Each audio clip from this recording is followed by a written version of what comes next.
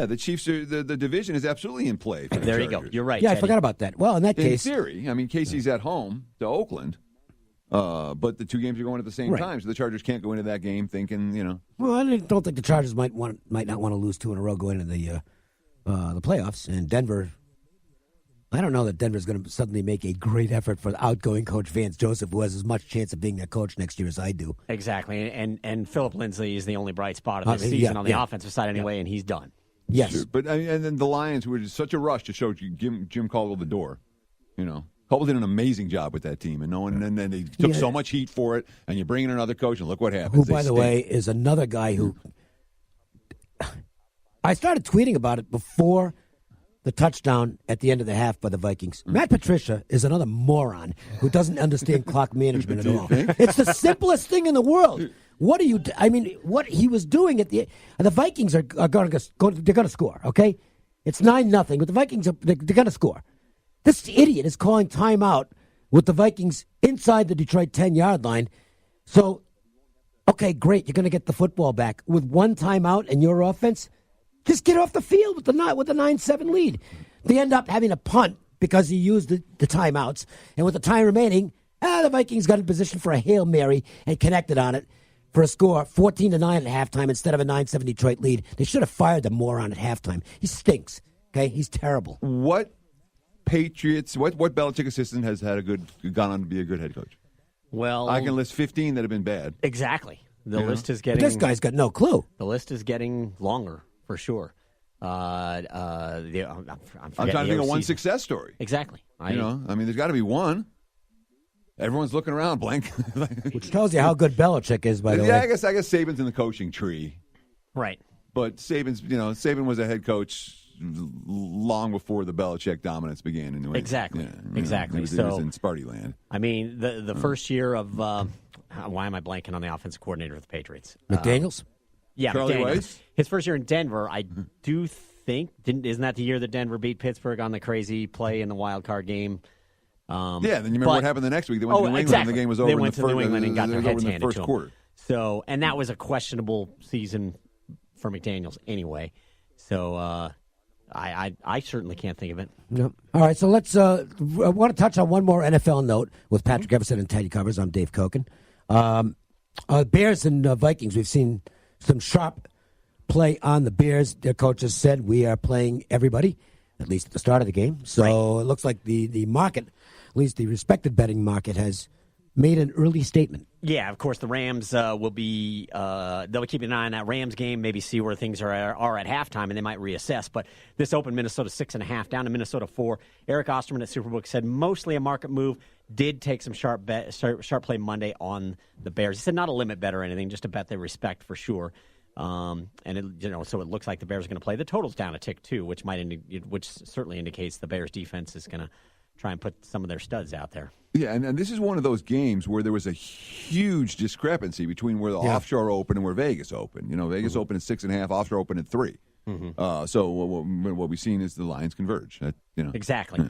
Exactly, and Eric said they've seen some money line on the Bears as well in this game. Bears still have a chance of the number 2 seed. I don't see the Rams losing, but it could happen. All right, let's look at some Bulls. I don't want to focus on the 2 playoff games because they're now just a couple of days away. The Notre Dame-Clemson game looks like it's confusing to the bettors, and that's good for the books. I think they're going to get a lot of balanced action in this game. Well, I think you're right. I think the action is going to be tremendous on this game. Eric Osterman again at the Superbook said this is going to be our big decision, and they're in kind of They're in kind of a pinch here. They're coming in, laying the number with Clemson, and taking Notre Dame money line. He said if it can land anywhere in Clemson win, Notre Dame cover, we're going to win huge. Well, that's not a real. If I'm a bookmaker, I love that pinch. I think I like that too. It's when you have that much space. I think it's a really good spot to be in. He's just a little concerned that somehow it'll go one way or the other. I mean, that can happen. But if I'm a bookmaker, I want to take my chances with all those points to play with. Mm-hmm. And the way Jay and John and Jeff Sherman over there book these games, it wouldn't surprise me. This is exactly where they want to be. Open 11.5, Clemson up to 13. Total going under, Eric said, would be a nice little bonus, but insignificant compared with that spread money line dynamic that's going on in this game. What about the other game? Other game, obviously Oklahoma, Alabama. Alabama minus 14, total 77.5, which is down a little bit from 79. Eric said we actually need Alabama right now. People willing to take a shot with Oklahoma to at least cover the number. How much of that is Tua? I mean, that's got to that has to be. I would think that has to be a big factor in people who are betting Oklahoma plus the points. Is that while Alabama, Hurts was fantastic in the Georgia game, but that's kind of an aberration. He's just not that good a passer, and they're willing to take their chances here with Tua obviously not being Tua. Yeah, I would say that's definitely part of it. I mean, we'll find out, as the game goes, but it is an awful lot of points, as Eric pointed out, so people willing to take a shot to cover that number. And I said, well, do you think, as you normally get in these, in Bama games, a late public rush on Bama? He's like, I'm not sure I'm going to see, that we'll see that because the number is so big. But what he did say is, if Bama goes out and puts down another convincing win, as they've been wont to do over these last few seasons, that the Bama money is just going to flood on the championship game. Yeah, and look, Teddy, the most interesting thing to me is how does, and he's been absolutely brilliant for Oklahoma, but how does this young quarterback defend against blitz schemes he simply has not seen to this point? Alabama's going to throw stuff at him that he has not seen. And we still haven't found or gotten a definitive answer whether Marquise Brown's going to be able to play. I know. For the Sooners. So we're talking about the guy that won the Heisman playing against the team that with the number 2 Heisman guy. You think that's a little chip on? Not that Alabama needs a chip on their shoulder. But, just one more thing. Yeah, exactly. And then the guy who won the Heisman may not have his, NFL prospect, incredible playmaker. Marquise Brown was a dynamic player for this team this year. And, when you have a leg injury and you're iffy, they're saying they're hopeful that he's going to play. Will he be at 100%? And how many hits from that Alabama defense will he survive through? I worry about the Sooners in this one. I would have to agree. We have one more bowl game taking place tonight, and that will be the Duke. No, it's not. That kicks off tomorrow. The Duke Temple game, right? Oh, but that's not the one I wanted for the marquee matchup. I wrote it wrong on my sheet here. Obviously, we're going to look at the TCU Cal game, actually, as the marquee matchup. Before we do that, we'll go to a break. But before we do that, let's find out about what's happening. And there's just so much going on at the end of the year at Covers.com. Yeah, no question. We've got videos on every single bowl game. So hopefully you've been following along, and hopefully it's helped inform you a little bit as you've gone through these 39 or 40 games or however many it is. It's quite a lot of games. But tons of information, stats, trends, analysis, etc. And, of course, videos that you can really easily digest. Of course, we've got the Covers expert side of the operation, of which Dave and Teddy are both part of. And we've got a great offer going on right now. If you want to have some money on the games but just don't have time to do all that research, check out Covers Experts. If you are a first-time user, you can get 50% off, 50% off your first purchase using the promo code ESPN Covers, ESPN Covers. As we go to the break, we'll tell you that Minnesota's back in the red zone once again. They are leading 3-0, 5.5 minutes to go in the first quarter. It's been all Golden Gophers so far. 3-0 lead. We'll update you when we get back. What's hot today? It's time for the Wager Talk marquee matchup of the night. WagerTalk.com. Start winning now. Man, we don't have any music, huh? Oh, okay. All right, well, we'll go without it. TCU and Cal as the marquee matchup. We'll just update you. Minnesota making it look easy right now against Georgia Tech. 4:14 to go first quarter. Gophers just connected on an 18-yard touchdown pass. Perfectly thrown ball to Tyler Johnson, who is a stud receiver for the Golden Gophers. And Minnesota leading 10-0 over the favored Yellow Jackets of Georgia Tech. Let's go to the bowl game tonight between TCU and California. The Golden Bears looking to do the Pac-12 proud. They haven't had a lot of that in the bowls the last couple of years. I think it's 2-13 right now, the run for the Pac-12. But California has been attracting the betting action in this game. Teddy, the original offshore number in this game was TCU 2. California is now 1. Well, there's been issues with TCU at the quarterback position, obviously with the erstwhile starter leaving the program. Yes. And the third stringer, the Mule, Grayson Mulestein, will be behind center tonight for the Horned Frogs. And he was fine in a reserve role.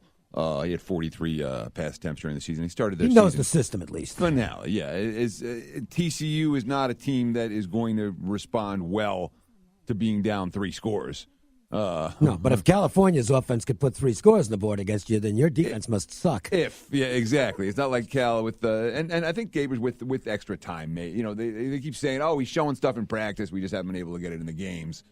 We'll see. But that Bears offense was a whole lot of Laird was okay, running the football, but it was a lot of the quarterback position is not bad. good. Okay, it's just bad. I mean, they're turnover machines. There's a reason this game's totaled at 38. And it's been going down. And listen, I don't play totals because I'm not very good at them.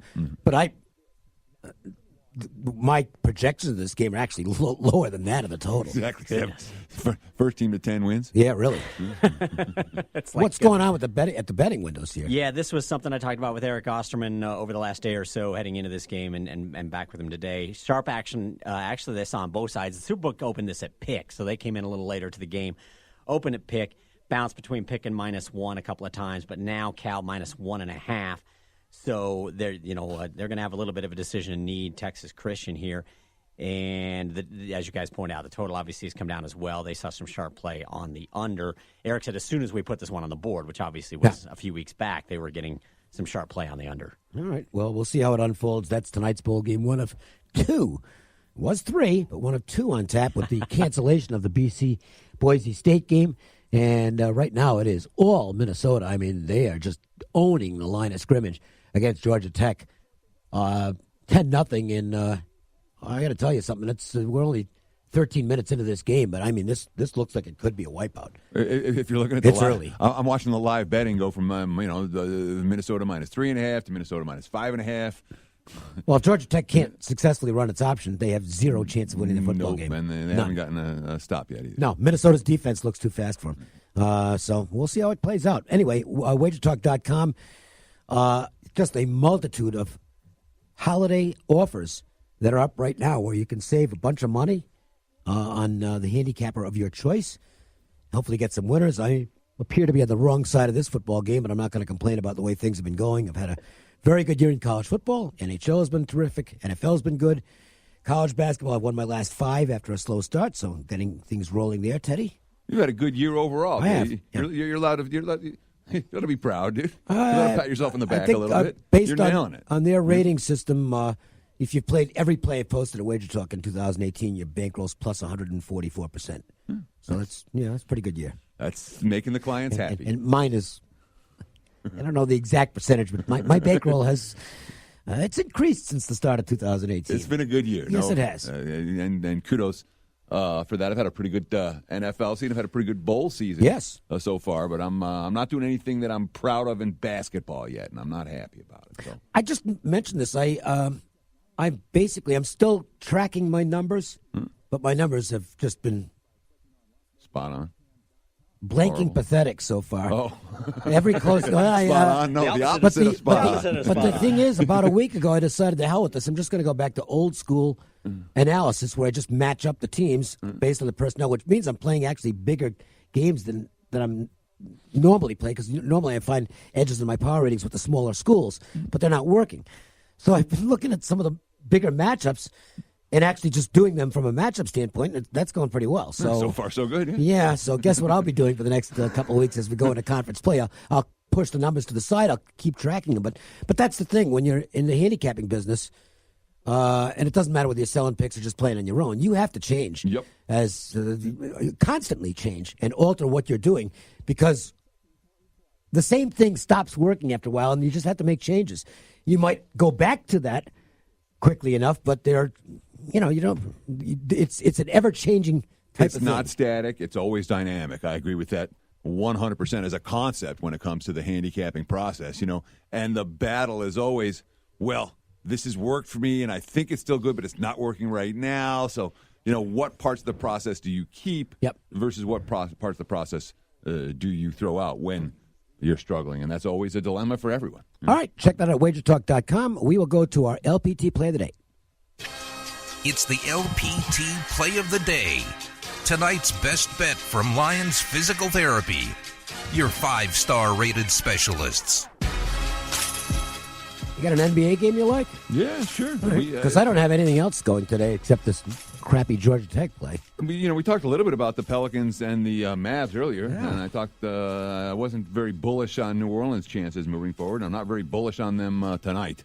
I think the price is cheap with Dallas at home. They've struggled of late, but this is a get-well spot for Dallas. -2 if you shop around, -2.5.